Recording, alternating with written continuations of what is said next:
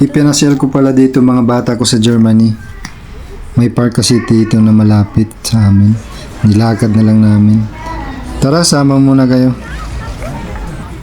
Taga Surigao del Sur pala kami sa Pilipinas. Maglilimang taon na kami dito sa Germany.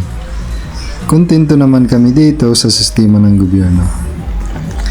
Equal ang pamumuhay dito. Basta documented ka. Dalawa ang anak ko. Nasa work si Mrs. kaya di nakasama ngayon. Saglit ko na lang pinasyal mga bata ko ngayon dahil namasyal na rin kami. Kasi dati.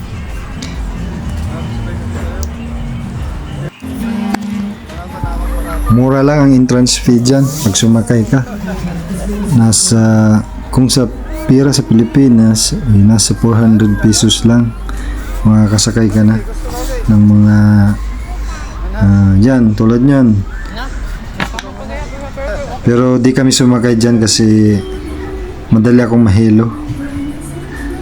Ngayon kasi pag tumatanda pala talagang ganyan na. Yung anak ko rin ayaw sumakay. Tsaka nakasakay na kami dito nung unang pagpasyal namin.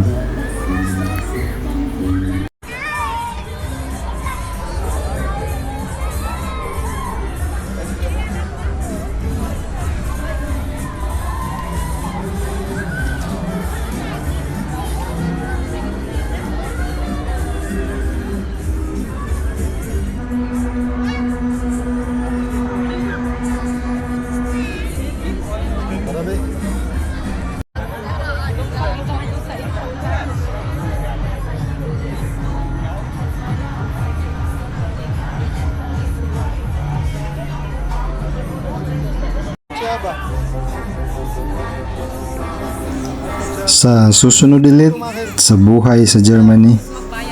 Tschüss!